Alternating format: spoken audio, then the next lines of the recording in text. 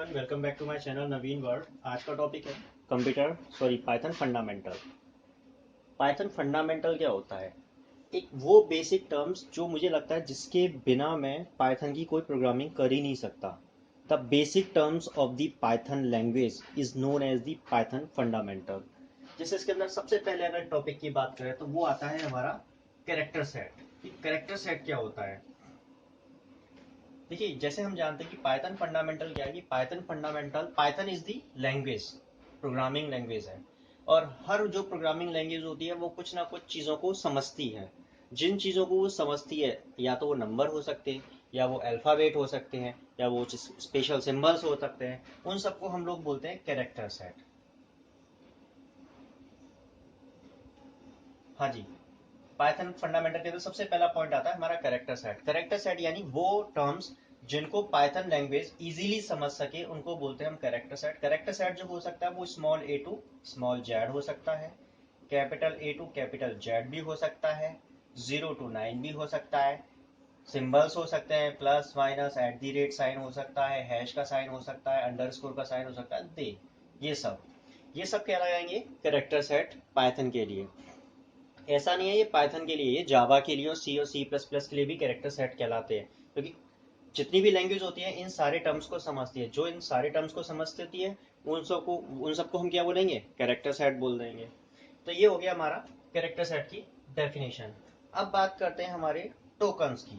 Python के अंदर दूसरी टीम टर्म्स जो आती है टोकन्स। जैसे मैंने आपको बताया कि आज का टॉपिक क्या है, पाइथन फंडामेंटल, यानी basic terms of the programming language, जिनके बिना मुझे लगता है प्रोग्रामिंग लैंग्वेज पॉसिबल है ही नहीं। उसको हमने बोल दिया है इधर फंडामेंटल की वजह से। तो अब पाइथन यूज कर रहे हैं तो पाइथन फंडामेंटल बोल दिया है हमने। तो दूसरी टर्म्स आती है हमारी टोकन्स की। टोकन्स क्या होते हैं? टोकन्स कहते हैं the smallest unit of any program is known as token. हाँ जी, किसी भी प्रोग्राम की छोटी से छोटी यूनिट जो उस प्रोग्राम में यूज हो रही है उसको बोलते हैं हम टोकन। टोकन बहुत तरीके होते हैं। जैसे पहला आता है मेरा टोकन, वो होता है मेरा कीवर्ड। पहली टर्म आ गई मेरी कीवर्ड। दूसरी की बात करें, दूसरी टर्म जो होती है वो होती है मेरी identifiers. Identifiers is also known as the tokens, क्योंकि ये भी स्मॉलेस्ट यूनिट का पार्ट है। थर्ड आता है मेरा literals. Literals is also known as the token, क्योंकि ये भी स्मॉलेस्ट पार्ट में ही आता है। नेक्स्ट आता है फोर्थ इज दी ऑपरेटर्स। जब तक कैलकुलेशन की जरूरत पड़ेगी तो कैलकुलेशन में ऑपरेटर्स यूज होंगे, तो वो भी स्मॉलेस्ट यूनिट हो गई हमारे प्रोग्राम की। नेक्स्ट आता है मेरा पंक्चुएटर। अब बात करते हैं सबसे पहले हम कीवर्ड की, कि कीवर्ड होता क्या है। तो एक काम करता हूँ, पहले ऊपर वाला पोर्शन थोड़ा सा रब कर देता हूँ ताकि चीजें थोड़ी सी इजी रहे समझने में। नीचे ज्यादा हो जाता है तो फिर दिखाई नहीं देगा। पहले मैं ले रहा हूँ कीवर्ड। ये कीवर्ड क्या होता है?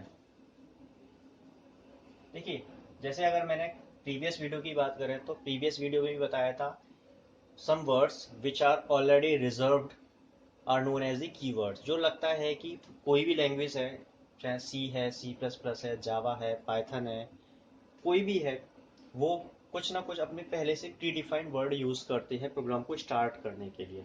जो प्री डिफाइंड वर्ड होते हैं उनको हम लोग बोलते हैं कीवर्ड्स। ठीक है ना? तो जैसे कीवर्ड्स जैसे हो सकता है मेरा ट्रू, पहले से बना हुआ एक वर्ड है जो हम पाइथन के अंदर यूज करते हैं। फॉल्स, फॉल्स भी कीवर्ड है। इफ, प्रिंट, कल मैंने एग्जांपल भी बताया था इसका, प्रिंट।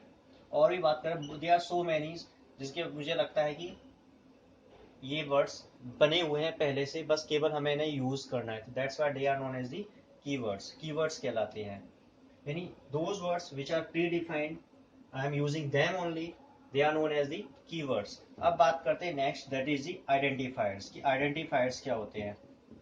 तो आइडेंटिफायर्स तो आप ऐसे समझ लो, आइडेंटिफायर्स वो वेरिएबल्स होते हैं जिनको हम लोग वेरिएबल्स भी बोल सकते हैं और एक वर्ड भी हो सकता है। आइडेंटिफायर्स का मतलब आप ऐसे समझ लीजिए, identifiers may be a single alphabet और may be the collection of alphabet. जो जैसे कि मान चलिए एक्स, ठीक है ना? अभी एक आइडेंटिफायर हो गया। एक्स किसको रिप्रेजेंट कर रहा है? इसके अंदर अगर मैं कोई नंबर डाल देता हूँ 10, तो x इसको रिप्रेजेंट कर रहा है 10 को, ठीक है।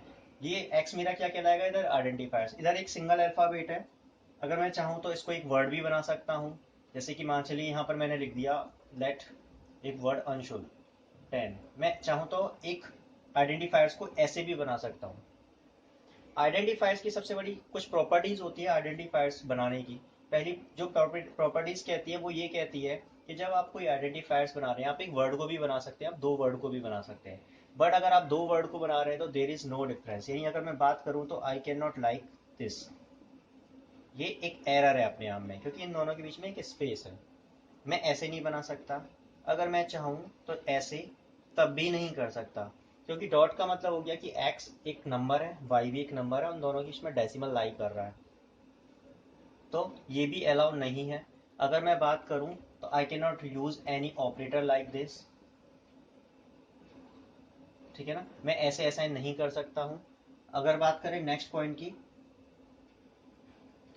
अगर हम चाहें, जैसे कि मैंने यहाँ बताया कि यहाँ स्पेस दिया है, डॉट लगाया, प्लस का साइन लगाया है, मैं एक वेरिएबल मैं जैसे इस तरीके से इसको ले सकता हूँ। अगर मैं चाहूँ, यानी ये अलाउ नहीं है। अगर मैं चाहूँ तो कुछ 2x is equal to 10, that is also wrong. एक नंबर से कभी स्टार्ट नहीं होगा आइडेंटिफायर्स। हाँ, लेकिन अब जो ये चीज़ तो अलाउ नहीं है, ठीक है ना। एक डैश का साइन भी मैं नहीं लगा सकता इस तरीके से, ये भी गलत है अपने आप में।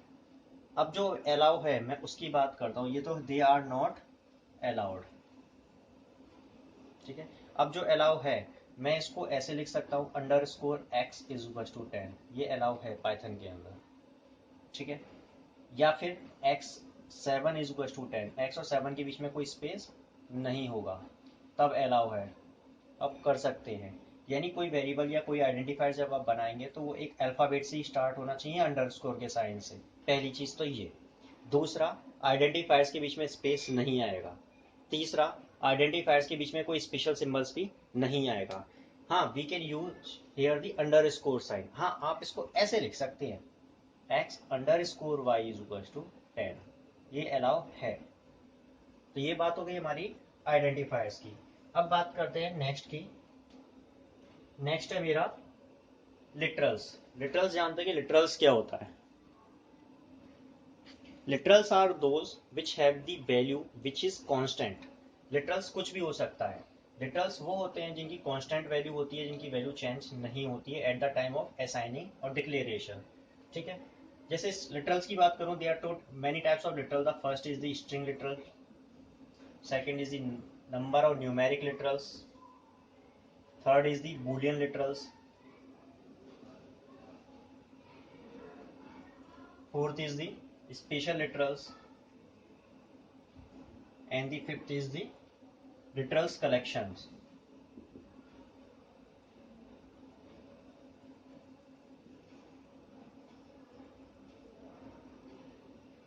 ये इतने तरह के लिटरल्स होते हैं। जैसे मैं बात करूं लिटरल्स की, जैसे स्ट्रिंग ले लेता हूं पहले। जैसे मैंने कोई भी एक वेरिएबल ले लिया, जैसे मान चलिए मैंने यहाँ ले लिया a और यहाँ मैंने दिया ABC। एक चीज समझ लीजिए, स्ट्रिंग को असाइन कराने के लिए we use a single quotation sign और we can assign the double quotation sign. ये मैं प्रीवियस वीडियो में भी इस चीज को बता चुका हूँ कि हम एक स्ट्रिंग को इस तरीके से भी असाइन करा सकते हैं, सिंगल कोटेशन में, डबल कोटेशन में, ये दोनों ही वैलिड है। बट हम चाहें तो इसको सिंगल से स्टार्ट करके उसे डबल से क्लोज करें, नहीं, दैट इज एन एरर। ये एरर है, इसको हम असाइन नहीं करेंगे। तो ए क्या कर रहा है, एक अल्फाबेट्स को होल्ड कर रहा है, यानी एक वर्ड को होल्ड कर रहा है, या एक सिंगल अल्फाबेट को होल्ड कर रहा है। तो एक इस टाइप का लिटरल्स हो गया, स्ट्रिंग टाइप का लिटरल्स हो गया, ठीक है। अब बात करते हैं सेकेंड की। अगर कोई वेरिएबल ले लिया, जैसे मैंने मान चलिए z ले लिया और इसको मैंने कोई एक नंबर असाइन करा दिया, तो यानी अब मैं z जो है एक नंबर को होल्ड कर रहा है। z जब एक नंबर को होल्ड कर रहा है तो z किस टाइप का लिटरल्स हो गया, न्यूमेरिक टाइप का लिटरल्स हो गया। सिमिलरली अब बात करते हैं हम जैसे बुलियन की। बुलियन बुलियन के अंदर क्या होता है कि दो ही वैल्यू होती है, आइदर ट्रू और फॉल्स, या तो ट्रू होगा या फॉल्स होगा। तो यानी कोई ऐसा वेरिएबल जो या तो ट्रू को होल्ड करे या फॉल्स को होल्ड करे। जैसे मैंने यहाँ लिख दिया x is equal to true, तो ट्रू का जो t लिखेंगे वो कैपिटल होगा, ऐसे फॉल्स का जो f लिखेंगे वो f कैपिटल होगा। तो या तो x की वैल्यू ट्रू होगी या फॉल्स होगी, यानी जो भी आप वैल्यू असाइन करा रहे हैं, दो ही वैल्यू असाइन करा रहे हैं, ट्रू या फॉल्स। तो ये किस टाइप का लिटरल्स हो गया आपका, बुलियन टाइप का लिटरल्स हो गया। अब बात करते हैं नेक्स्ट की स्पेशल लिटरल्स की। स्पेशल लिटरल्स क्या होता है? स्पेशल लिटरल्स में है, अगर कई बार ऐसा होता है कि हमने कोई वेरिएबल ले लिया है और उस वेरिएबल की वैल्यू मेरे पास नहीं है, तो एक तो क्या होता है, पाइथन के अंदर एक एरर आती है। इस पाइथन के अंदर ये जो साइन आता है, ये पाइथन को रिप्रेजेंट करता है कि यहाँ से हमारी कोडिंग स्टार्ट है। इसको हम लोग हम जो बोलते हैं, इसको हम कमांड प्रॉम्प्ट बोलते हैं, या कमांड प्रॉम्प्ट ही बोलते हैं वैसे ज़्यादातर इसको, या इंटरेक्टिव मोड भी बोलते हैं। ये जो इस तरीके से तीन सिंबल्स आते हैं, ये बताता है कि हमारा प्रोग्राम यहाँ से स्टार्ट हुआ है। तो अगर मैं यहाँ पर कोई ए असाइन करा रहा हूँ और करने के बाद अगर मैं यहाँ एंटर प्रेस कर रहा हूँ, तो एक एरर मैसेज फ्लैश करेगा, means I have to give any value to the A. तो अब मेरे पास ए की वैल्यू नहीं है, लेकिन वैल्यू भी देनी है ए, लेकिन मैं ए को ब्लैंक रखना चाहता हूँ। तो उस केस में we use the special literals. पहली बात तो इसमें तो आ गई एरर, तो मैंने यहाँ पर तो लिख देता हूँ उसको रिप्रेजेंट करने के लिए कि एरर यहाँ आ चुकी है। तो आप इसको एक वैल्यू नहीं है पर वैल्यू नहीं देना भी चाहते हो नहीं भी, तो उस केस में आप यहाँ नन लिख के छोड़ देंगे, और एन जो है कैपिटल आएगा। तो यहाँ पर जो नन है वो स्पेशल कैरेक्टर या स्पेशल लिटरल्स कहलाएगा यहाँ पर। ये तो बात हो गई लिटरल्स की। अब बात करते हैं यहाँ में स्ट्रिंग की। जैसे मैं पहले भी आपको इससे कुछ टाइम पहले आपको मैंने जस्ट बताया है कि स्ट्रिंग टाइप का भी लिटरल्स होता है। लेकिन एक क्वेश्चन ये भी आता है कि क्या कोई एक variable can hold only the single word. ये तो वर्ड होल्ड कर दिया। अब मैं कहूँ कि क्या ये वेरिएबल एक लाइन, दो लाइन, तीन लाइन, यानी मल्टीपल स्टेटमेंट को होल्ड कर सकता है? हाँ जी कर सकता है। उसके दो मेथड हैं होल्ड करने के। यानी मैं चाहता हूँ, यानी इसको बोलते हैं हम लोग मल्टीपल लाइन स्ट्रिंग लिटरल्स। जैसे कि मैं चाहता हूँ हाई तो फर्स्ट लाइन में लिखा है और हेलो सेकंड लाइन में लिखा है, यानी दो लिटरल्स मुझे इसको, एक लिटरल्स को दो वैल्यू असाइन करानी है जो डबल लाइन के अंदर, यानी मल्टीपल लाइन मुझे असाइन करानी है। दो मेथड हैं। पहला मेथड होता है, इसको अगर आप ऐसे लिखते हैं, जैसे हाई लिख दिया और यहाँ मैंने हेलो लिखने की कोशिश करी, और यहाँ अगर मैं एंटर प्रेस करता हूँ, तो ये एक एरर है, अपने आप में एरर फ्लैश हो जाएगा। ठीक है।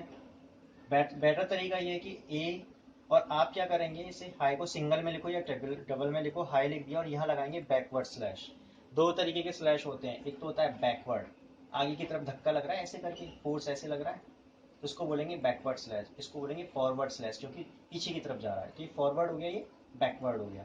तो बैकवर्ड स्लैश लगाएंगे और नेक्स्ट लाइन में लिख देंगे आप हेलो। अगर आपको फिर भी कुछ और असाइन कराना है, तो आप नीचे कुछ और लिखना चाहो तो लिख सकते हैं, नहीं तो आप इसको सिंगल कोटेशन डबल कोटेशन को यहीं बंद कर दीजिए, एंटर प्रेस कर दीजिए। अब कोई एरर नहीं है।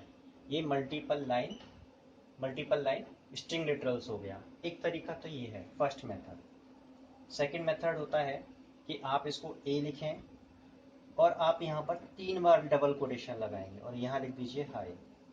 उसके जैसे आप एंटर मारेंगे तो अब जो आपको कर्सर आएगा वो कर्सर यहाँ नहीं आएगा, यहाँ पर कर्सर आपका नहीं आएगा, कर्सर आएगा आपके एच के जस्ट नीचे।